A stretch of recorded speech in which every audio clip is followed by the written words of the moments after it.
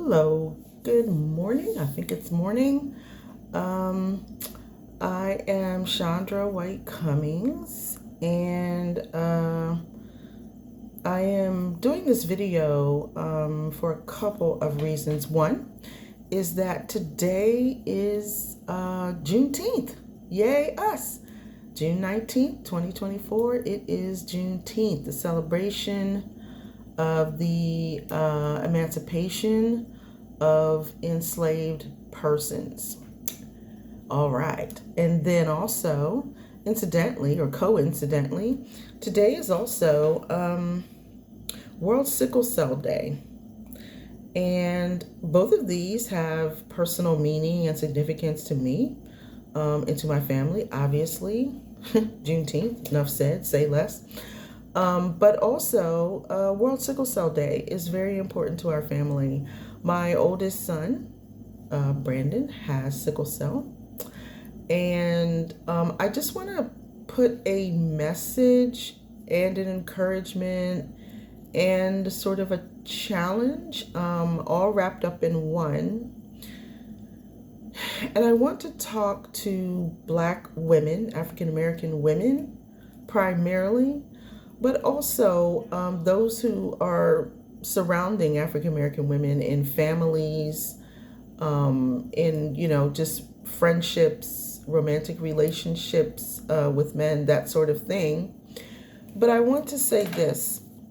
When I was pregnant with my son, Brandon, he's 36 now, so that was a while ago. But anyway, when I was pregnant with him, me and his father, were advised to undergo genetic counseling because they told us that, that way we could know what, we were dealing with, and we would have more information to make an informed decision. And we did not really totally understand what they meant by that, because we're thinking decision about what? There is a child, a person on the way. So we thought maybe they meant like decisions about, care and things like that. Well, how naive we were, and little did we know. We get into the counseling appointment, and basically this is a consultation towards abortion dressed up as genetic counseling. Let's just put it out there and let's just keep it real. That's what it was. We were informed about the odds of our child having inheriting sickle cell anemia, because it is an inherited disease, blood disorder. And we were also told that really the best thing for all concerned, including us, if you can imagine, is to go ahead and terminate the pregnancy. I was shocked and appalled that someone associated with the medical field would be telling me to terminate a pregnancy, which I've never really, every time someone says that phrase to me, I kind of like blink, give the emoji like blink, because I'm thinking that language kind of gets, it's like, you remember the old TVs and they used to have the static and we used to call it snow? It's kind of like static just starts making noise in my brain. I don't know what they're talking about, because I so strongly identify the process of pregnancy with a person. So really you're telling me to terminate a person. You're telling me to take that person's life for no reason other than sparing me. It's always, told, and the narrative is it's a loving thing to do. You'll be sparing yourself all of the suffering and the heartache and the hardship and the adversity that will surely go along with raising and caring for this child. And it was not lost on us that there was also that emphasis on money, finances. How will you afford this, etc. Now, mind you, inheritance of sickle cell disease is not a foregone conclusion. There's a 25% chance each pregnancy. That's how the genetics work out. If you've taken high school biology, you'll know what I mean. So we were a little bit confused about that. It's like, well, why are you talking as if it's a foregone and understood and agreed upon conclusion that this child is going to, in fact, contract sickle cell anemia? Their point was, and this is even the more stunning thing, their point was, why take the risk? Why take the risk? You know, and they said there's a test that we could do to, if that's what's bothering you, we can do a test in order to show or give a prediction or forecast whether this child is going to, in fact, or whether this child does in fact have sickle cell anemia. Now, you know, you can't do that test right away. So you've actually got to wait until this person has even further developed along before you even can do such a test. Well, we rejected that out of hand because it's like, well, why would we do a test if our decision is going to be the same either way? That's just, you talk about extra finances and extra money. That's just money that does not need to be spent. So we completely rejected that. But this idea of why take the risk, this is something that is subtle and it's nuanced, but it is such an insidious and dangerous ideology that underlines a lot of what is going on with the abortion narrative, especially for Black women. No, you don't know that your child is going to be in abject poverty, but why take the risk? You don't know that your child is going to be, you know, subject to a life of discrimination. You believe strongly because you're looking at the world around you and you see the injustice. But guess what? We don't know for sure. And the thought is, the underlying unspoken thought is, why take the risk? And I'm landing my plane now. I'm coming to the crux of this matter, which this is what I know and believe, and this is it. Because I did not have the right. A lot of what they told us was about how horrible sickle cell disease is, and they did not lie. They stressed the physical, you know, ailments and how hard it is on the body and the internal scarring and the hospitalizations and just on and on and on. And honestly, it sounded terrible, and it is terrible. And there have been seasons and times where it has been absolutely grinding to be in back-to-back hospitalizations, to, you know, try to plow your way through the discrimination, and there it is, which was real. The way, the inequities of how they treat, you know, sickle cell patients, all of that.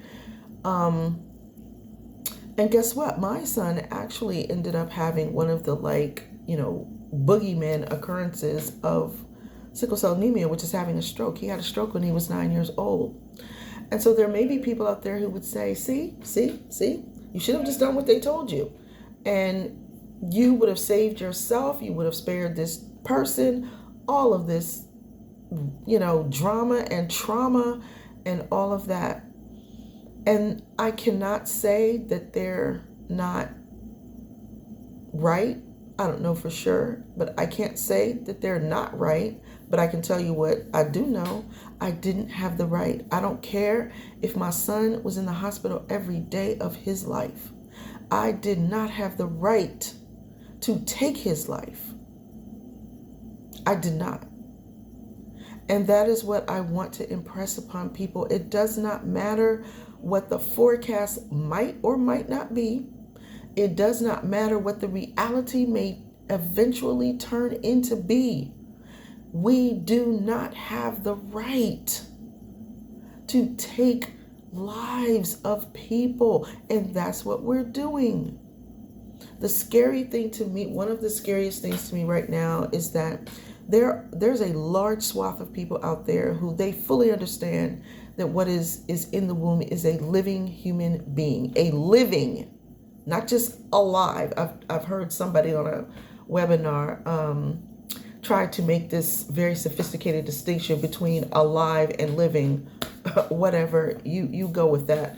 But a live, living person entrusted to develop inside the womb of a woman. And it used to be that when people, we used to think, well, you know what, if people just understand that this is a person, this is like a human being, a living, breathing, inside the womb, such as that goes, human being, they would say, oh my gosh, what are we doing? We can't do this. Guess what? They didn't say it. They didn't say it. The point now is that we don't care what it is, whether it's living, a human being, it's alive, it's got a heartbeat, which, God loves it. I don't even want to call her name because I'm not really here to embarrass or shame or ridicule anyone. So I'm not even going to call her name, but God love her, who actually came public and said that that's not really a heartbeat. That's some kind of electrical thing. Okay. Anyway, they're now saying, we don't care what it is. We don't care how human it is. What we care about is our rights. But even that is a lie and a dreadful falsehood, because we don't have the right. We have usurped this thing and we've called it a right. We have crafted this insidious demand and we've called it a right. We do not have the right. And I'm here to tell you, as someone who knows what she's talking about, it doesn't matter what my son's outcome was or will be. I didn't have and never would have the right. So on World Sickle Cell Day, I'm grateful for the doctors and nurses and nurse practitioners and all the different levels of healthcare personnel who work so hard and so tirelessly, the researchers who are trying to figure this thing out. But whether they do or whether they don't, I did not and never will have the right to literally just take the life of this vulnerable, dependent, innocent human being. And I just want to remind us of that on World Sickle Cell Day, because there are parents who are dealing with all types of other possibilities of diagnosis, and they're dealing with the realities of these things now that the children are here. Don't be deceived. You didn't have the right, and you never would. To the women who might see this, who are facing this, please believe me when I tell you, you don't have the right to take the life of that child.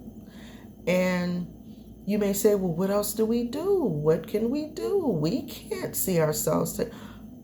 You know what? I couldn't see myself necessarily either. But, and some people may say, oh, God, don't start talking to us about God. But I'm going to talk to you about God. I'm going to talk to you about God, because that's who you need in your life. If you say, God or no, I cannot do this. Like, I just cannot do it. If this child comes here with some kind of dreadful, disease, disorder, chronic illness, infirmity, what have you.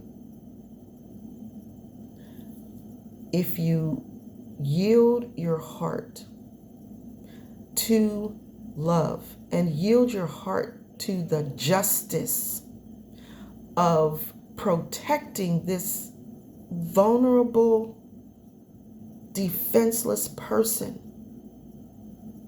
you will find a way. God will make a way. Did I say anything about this having been easy? I have this on my head. These have become my saving grace because my hair is completely white.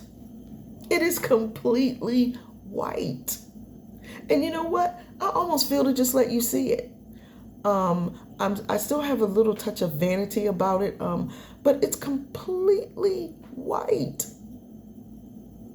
And 90% of that has to do with the road that I have had to travel with my son. But I don't care if it's white or if it off, every strand of it falls out. I never had the right. And I'm encouraging you, start with that truth. Truth will do two things. It will lead you to mercy. There's a saying, an ancient saying, truth and mercy have met together. Truth and mercy have met together. Truth will bring you to mercy.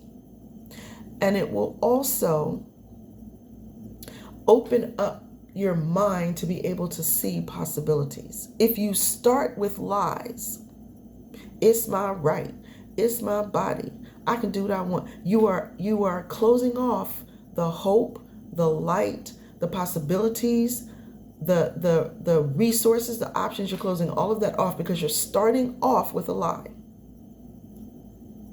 So I'm celebrating today in so many measures. I'm celebrating the life of my son. I'm celebrating my life. I'm celebrating the life of God in us.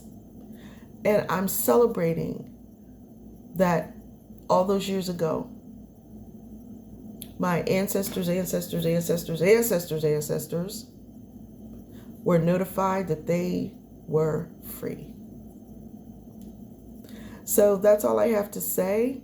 I can't even see my clock from this distance, so I don't know how long I've been talking.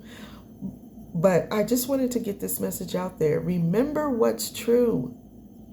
You don't have the right, but you do have options.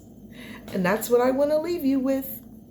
I wish I had like a hotline that people could call me and get encouragement or prayer or whatever they want, just some advice, some wise words or whatever you want to call it.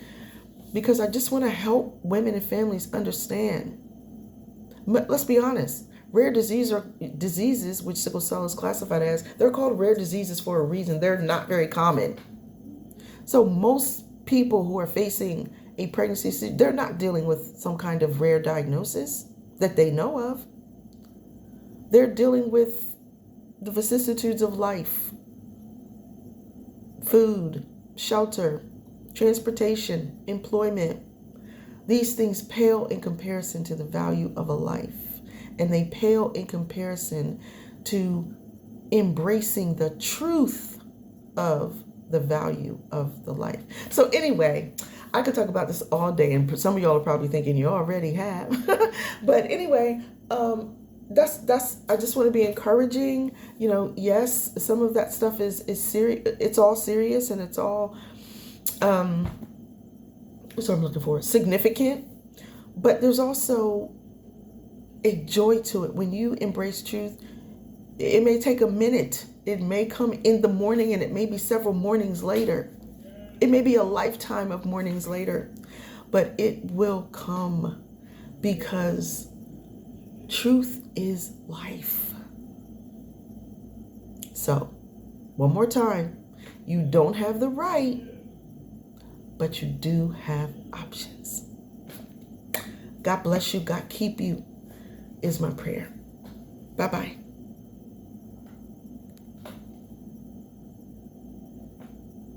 Did I I pushed the wrong thing.